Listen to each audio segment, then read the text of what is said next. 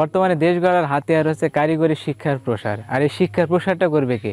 শিক্ষক এবং প্রশিক্ষকরা। কিন্তু বর্তমানে কারিগরি শিক্ষায় শিক্ষক সংকট একেবারে চরমে। কোনো রকমে জোড়া তালি দিয়ে চলছে কারিগরি শিক্ষা, বিশেষ করে পলিটেকনিক এবং টেকনিক্যাল স্কুল অ্যান্ড কলেজগুলো। সেখানে কোনো প্রকার শিক্ষকই নাই। প্রায় 88% হচ্ছে শিক্ষক সংকট, কিন্তু 12% শিক্ষকদের কোনো রকম টেনে হিঁচড়ে চলছে আমাদের কারিগরি শিক্ষা। দক্ষ শিক্ষক এবং দক্ষ প্রশিক্ষকের অভাবে বর্তমানে প্রায় 88% শিক্ষক পদে শূন্য।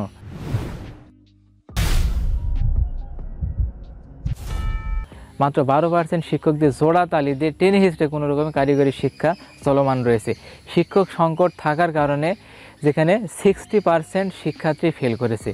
যদি গত সেশনের রেজাল্টটা দেখেন, কারিগরি শিক্ষা বোর্ডে 60% স্টুডেন্ট সেখানে ফেল করেছে, মাত্র 40% ছাত্র এবং ছাত্রীরা কোনো রকম পাস করেছে। কিন্তু সেখানে রেজাল্টের পরিমাণ এতটাই খারাপ করেছে, পূর্বে সকল ইতিহাসকে ভেঙে দিয়েছে।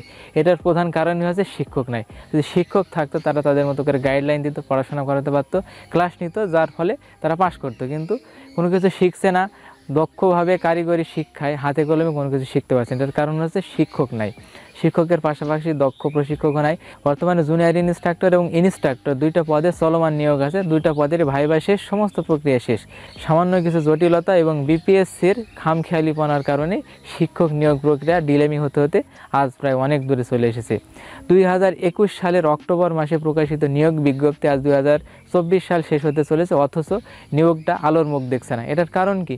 একটার কারণ হচ্ছে বিপিএসসির খামখেয়ালিপন এবং তাদের ইচ্ছাধীন এক্সকিউজ দেখে তাদেরকে নিয়োগ প্রক্রিয়াকে ডিলেমি করা। একটা জিনিস চিন্তা করেন, 2021 সালে যে নিয়োগ বিজ্ঞপ্তি প্রকাশ করা হয়, যেটার পরীক্ষা 2021 সাল 22 সাল বা 22 সালের ভেতরে সম্পন্ন করা সম্ভব ছিল, কিন্তু সেটা না করে আজ 2024 সাল শেষের দিকে, অথচ সেই নিয়োগটা দিতে পারেনি। কারিগরি শিক্ষায় প্রায় 10 বছরের কাছাকাছি কোনো শিক্ষক নিয়োগই নাই। সর্বশেষ 2015 সালে বিপিএসসির মাধ্যমে একটা নিয়োগ হয়েছিল এবং 2014 সালে স্টেপ টিচার নিয়োগ হয়েছিল, কিন্তু এখন কোনো শিক্ষক না থাকায় সকল পদে প্রায় শূন্য। মাত্র 12% শিক্ষক আছে, তাও সেটা স্টেপ প্রকল্পের আন্ডারে, এবং গেস্ট টিচার যেটা আছে তাদেরকে নিয়ে কোনো রকম জোড়াতালি দিয়ে কারিগরি শিক্ষা চলছে। 2021 সালে জুনিয়র ইনস্ট্রাক্টর এবং ইনস্ট্রাক্টরের নিয়োগ বিজ্ঞপ্তি প্রকাশ করা হয়। সেখানে যে নিয়োগটা দেয় তার পরীক্ষা হয় 2023 সালের মার্চের 18 তারিখে। 2023 সালের মার্চে 18 তারিখে এসে পরীক্ষা হয়। একটা দীর্ঘ সময় পরে 2024 সালের 4 ফেব্রুয়ারি শুরু হয় তাদের ভাইবা পরীক্ষা। ভাইবাটা শেষ হয়ে যায়।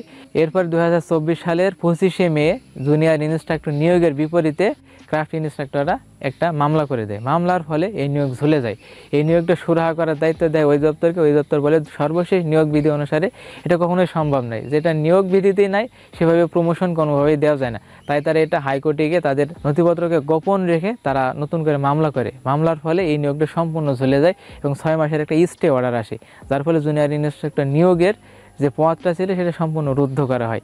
এখন সকল আইনি জটিলতা শেষ। পিএসসি নিয়োগ প্রক্রিয়াটা শুধু বাস্তবায়ন করে দেয়। রেজাল্ট দিলেই দেখা যাচ্ছে অধিদপ্তর চাইলেই যে কোনো সময় তাদেরকে পদায়ন দিতে পারে বা যে কোনো মূল্যে তাদের জয়েন করে দিতে পারে, যদি রেজাল্টটা প্রকাশ করে বিপিএসসি যাদের দ্রুত রেজাল্ট দেয়। এর জন্য 2024 সালের আগস্ট মাসের 11 তারিখ পিএসসির সামনে 2 দিন ব্যাপী অনশনে তাই জুনিয়র ইনস্ট্রাক্টর নিয়োগ প্রত্যাশীরা সেখানে মানববন্ধন করে এবং দ্রুত যাতে রেজাল্ট দেয় কোনো প্রকার এক্সকিউজ ছাড়া, এটার জন্য তারা মানববন্ধন করে পিএসসির সামনে অবস্থান নেয়। দ্বিতীয় দিনের বেলায় তাদেরকে আশ্বস্ত করা হয় তারা কয়েকদিনের মাঝেই তারা রেজাল্ট প্রকাশ করবে। কিন্তু আজকে দেখেন কতদিন হয়ে গেছে, কোনোভাবেই রেজাল্ট প্রকাশ করেনি।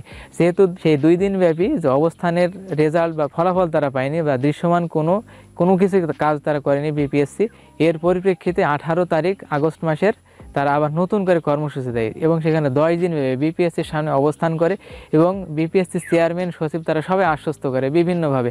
তারা বলে যে আইন মন্ত্রণালয় থেকে তারা অনুমতি নিয়ে আসুক, তাহলে তারা 3 ঘন্টায় রেজাল্ট দিয়ে দেবে। ওই জনপ্রশাসন থেকে অনুমতি দিলে সাথে সাথে রেজাল্ট দেবে। এরকম বিভিন্ন নানান ধরনের এক্সকিউজ দেয়। এরপরে সর্বশেষ চেয়ারম্যানের সাথে কথা হয় বিপিএসসির, তারা বলে যে কোটা পেপার সমন্বয়নের জন্য যদি তারা 3 দিন সময় পায় এরপরে তারা রেজাল্ট দিয়ে দেবে। সর্বশেষ কোটার যে নীতিটা প্রণয়ন করেছে বাংলাদেশ সরকার কর্তৃক গেজেটেড, সেটা যদি দেয় তাহলে দেখা যাচ্ছে তার রেজাল্টে দিয়ে দেবে। সেই সময় কিন্তু দেওয়া হয়। এই 3 দিন সময় দেওয়ার পরও বিপিএসসির চেয়ারম্যান এবং সচিব তারা আশ্বস্ত করে যে জুনিয়র ইনস্ট্রাক্টর রেজাল্ট দিয়ে দেওয়া হবে, এই সামান্য কিছু কাজ বাকি আছে তাহলে দিয়ে দেওয়া হবে।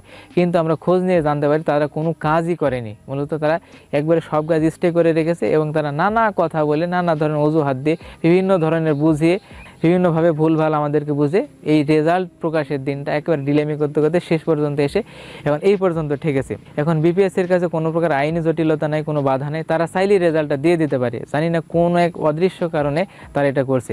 তারা যদি চায় তারা যে কোনো সময় রেজাল্টটা দিতে পারে, এবং রেজাল্টটা দিলেই শুধুমাত্র কারিগরি শিক্ষায় যে শিক্ষক সংকট আছে সেটা দূর করা সম্ভব হবে।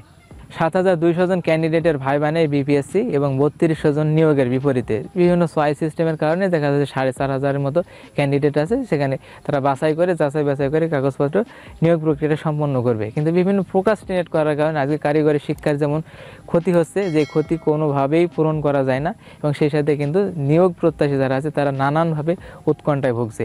আমি চাইব বর্তমানে বিপিএসসি যেন এই নিয়োগটা সম্পন্ন করে।